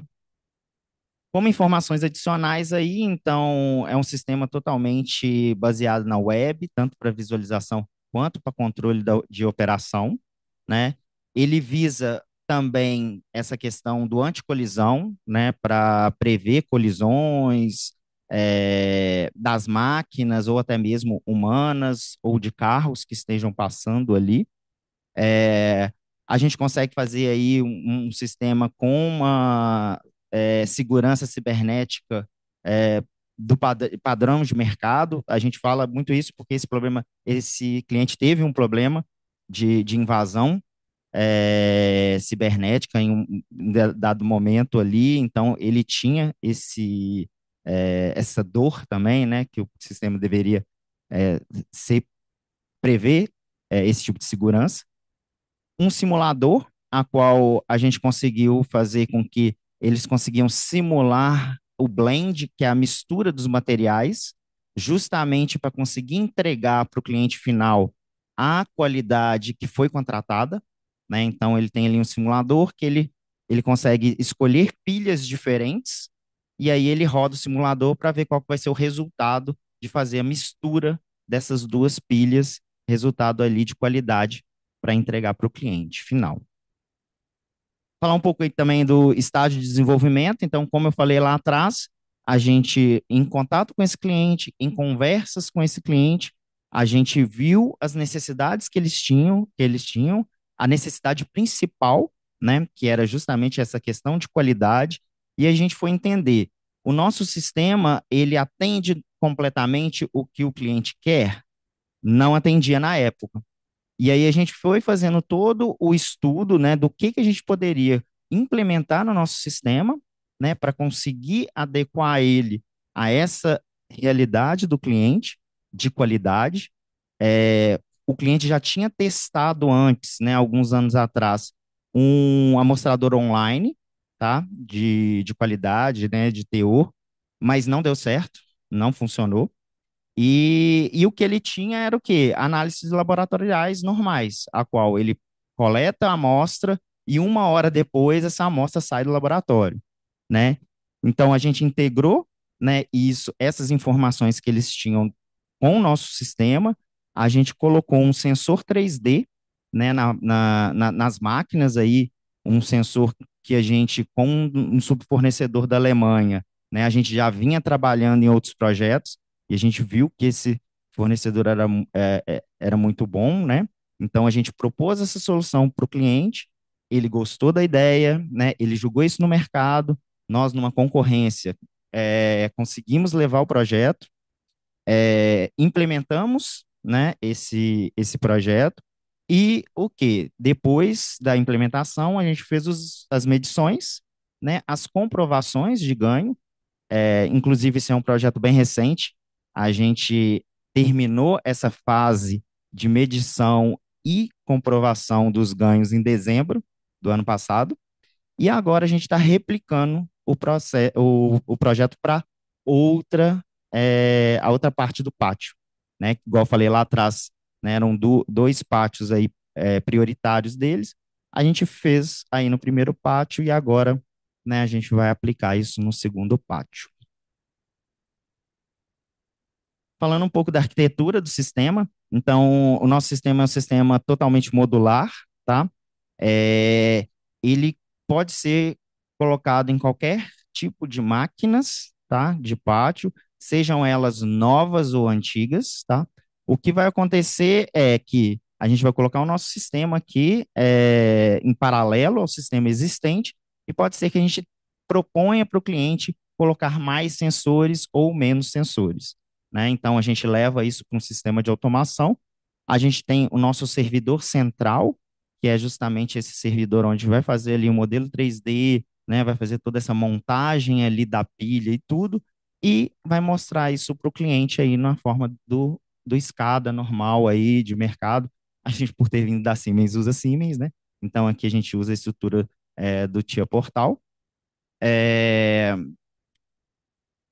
O sistema ele é modular, igual eu falei, então ele tem toda a parte aqui do anticolisão, né, da parte do anticolisão, do traqueamento do material e modelo 3D e da parte dos adjacentes que a gente chama, que é a parte de planejamento, que é as correias transportadoras e tudo.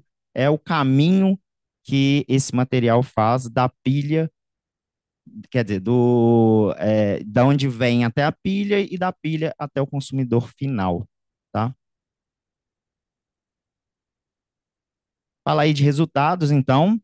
Aqui está até um pouco, deveria estar ao contrário, né? Então, começando ali da direita. Então, depois do sistema, né, rodando e funcionando, a gente fez as medições, a gente conseguiu aí uma precisão dessa qualidade nas pilhas de 96 a 80%, né? O que que é isso, né? Isso é, no nosso sistema, a gente tem a pilha ali 3D com todas as qualidades e tipo, né, de materiais, a qual, se você chegar lá, né, pegar uma amostra desse material, jogar lá no laboratório e ele vê qual que é esse material que está lá e bater no nosso sistema, aí eu não lembro quantas amostragens que eles fizeram, né? A gente conseguiu essa assertividade aí de 96 a 80%, tá? Dessa qualidade desse material, né? E o que que isso ajudou, né? Esse cliente foi justamente porque agora ele sabe o que ele tem no pátio. E como ele sabe o que ele tem no pátio, ele consegue entregar para o cliente final dele o que realmente foi contratado, né? E até mesmo quando ele tem teores maiores ou menores, né? Ele consegue fazer esse blend, né? Essa mistura desse material, a qual ele consegue entregar isso para o cliente final dele, né? Que era onde ele tinha ali a maior dor, né? Então, com isso, a gente conseguiu aí diminuir 90% das reduções das penalidades que eles estavam sofrendo aí com, com a Escom, né? Que era essa empresa é, que, que aplicava essas multas para eles, tá? Além disso, a gente conseguiu aumentar 3% de produtividade. Então, né, devido ao uso das máquinas, né, então como elas agora estavam autônomas e tudo, né, ele conseguiu, é, a gente conseguiu implementar isso, né, então foi aí um ganho, né, considerável. Os ganhos indiretos, né, então a gente melhorou a segurança que ele tinha, né, no pátio dele, porque agora não tem operador passando ali para cima e para baixo ali, então elas são todas autônomas. Então, questão de segurança, de proteção, né, das máquinas como um todo, né, por causa da questão de colisão, etc., entre máquina, pilha, máquina, máquina e máquina e outros objetos, né. O uso eficiente da área do pátio, então a gente conseguiu também no sistema implementar essa questão de eficiência, então como o pátio deles ali era muito extenso, então a gente conseguiu fazer algumas regras ali de colocar materiais mais perto dos seus consumidores, né? Então isso otimizar tempo também e o uso dessas áreas, né? Então foi aonde que a gente conseguiu esses resultados. Aí só para ter uma ideia também ali, falar um pouco, né, dessa precisão, a precisão que a gente tem hoje do modelo nosso 3D, né, é de por volta aí de um cubo, vamos dizer assim, de 20 a 30 centímetros, né? Então, é uma precisão bem boa, vamos dizer assim. Impactos positivos no setor. Então, aqui falando mais de uma questão geral, né, já que a gente está falando aí do setor. Então, é o como esses tipos de soluções, né, de máquinas autônomas, elas podem ajudar o setor, né? No caso, principalmente aí dessa eficiência operacional, né, em aumentando a produtividade,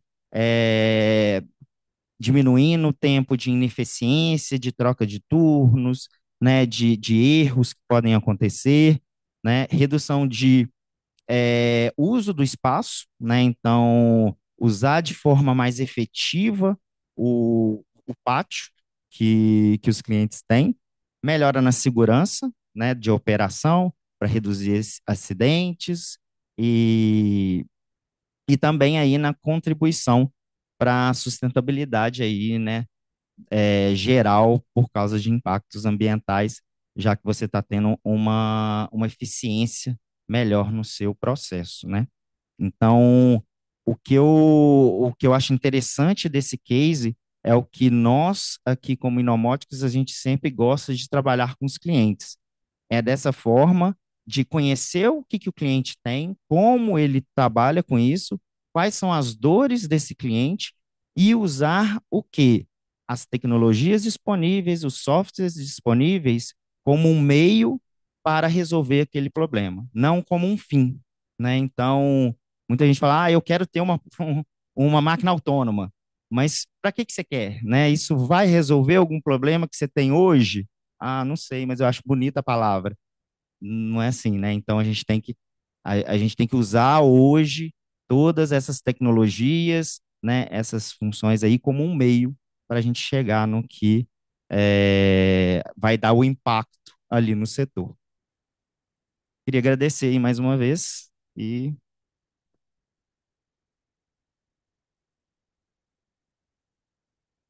Muito obrigada, Guilherme. Então, encerramos as nossas apresentações de case. Bom, aqui novamente, se vocês tiverem, tanto aqui no presencial, mas também no online, tiverem algum interesse em conhecer um pouco mais, trocar ideia com os nossos palestrantes, além dos contatos que eles colocaram aqui, também fiquem à vontade para se conectar via formulário e a gente faz essas pontes, tá bom? Então, tem o pessoal escaneando, vou deixar terminar. Novamente agradecer aos nossos palestrantes que tiraram a tarde de hoje para estar aqui com a gente, compartilhando um pouquinho da experiência e desses cases, né, muito interessantes que estão em desenvolvimento nas suas organizações. Aqui é o nosso NPS, então, por favor, também avaliem o nosso evento, tragam feedbacks para a gente, está sempre melhorando a experiência, né, de todos aqui ao longo dos próximos eventos e próximas edições do MShare. A previsão é que o nosso próximo MShare aconteça no dia 22 de julho, se não me engano é isso. Mas acompanhe as redes do Mine Hub, lá a gente posta todas as informações necessárias, tá? Bom, como a gente não tem perguntas no online, preparamos um café aqui para a gente trocar uma ideia, né? Então fiquem à vontade para interagir com os participantes, com os palestrantes, aqui no nosso café, para o qual todos estão convidados. E eu gostaria de agradecer tanto a presença de quem está aqui com a gente e também está aqui online até agora, tá bom? Pessoal, obrigada. A gente se vê na próxima edição e nos próximos eventos do Mine Hub. Obrigada.